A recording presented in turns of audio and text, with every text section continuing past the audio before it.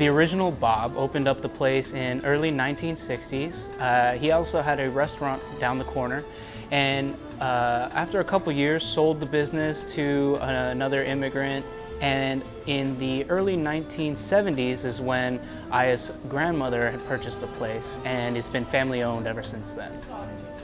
I think donuts is something that everybody fond of. It's cheap and affordable, so even economy is bad, people still want to eat, you know. Bob's is on Polk Street in between Clay and Sacramento at 1621. Both donuts is open 24 hours except Thanksgiving and Christmas.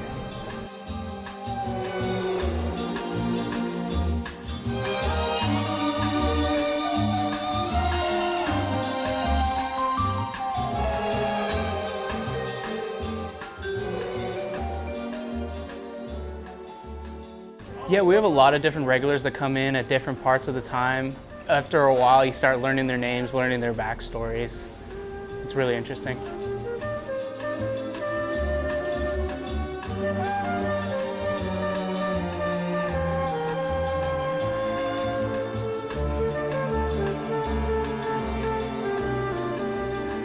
I've been in this neighborhood, working in this neighborhood for a long time, so I always drop by here every morning, have a cup of coffee and a nice pastry here. I've come to read, so I'll have a hot tea and read my book. So. It's just really convenient, and they're always really nice, and I know exactly what I'm gonna get every morning. So yeah, I love coming here every morning. I think this is more like a family here. Everybody hang out here, and almost like everybody know everybody. So especially in the morning group, so it's fun to come here.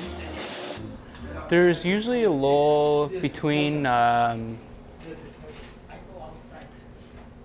3 o'clock to about 5 o'clock. That 2 hours is kind of dead.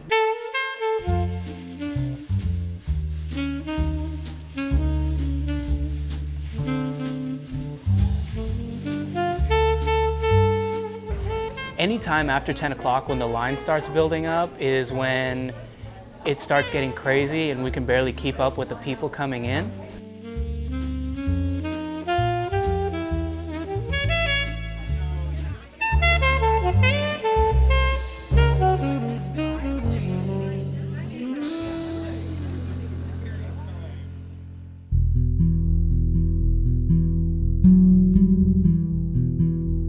I usually come early in the morning and I don't leave till late at night.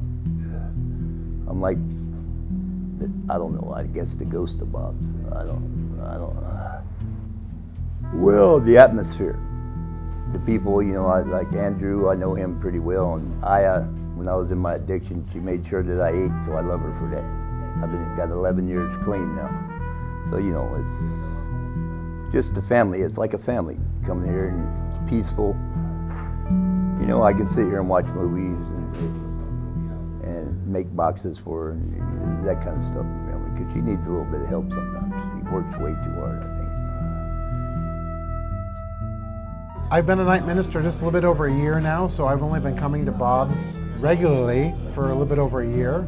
But, and I'm usually here late at night, and I know that come at 12 o'clock, there's certain kinds of donuts and certain types of pastries available, and come at 2 o'clock, there's less stuff that's available, or different kind of stuff that's available.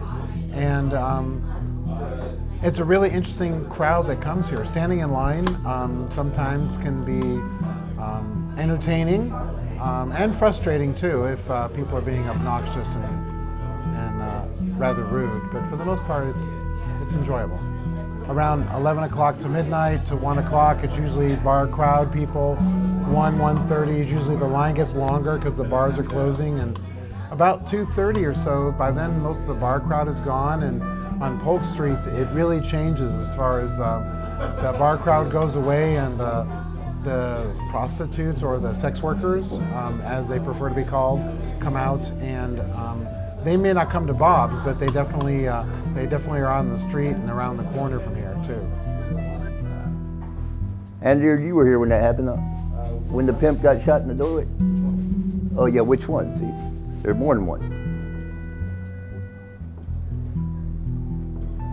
I mean, this is a city, and you know, people in this neighborhood, a lot of them are on drugs, and you know, just it's pretty goofy sometimes, if you understand what I mean. Bob's is an institution. You know, it's been around for a long time, and it's going to be here, God willing, for many years to come.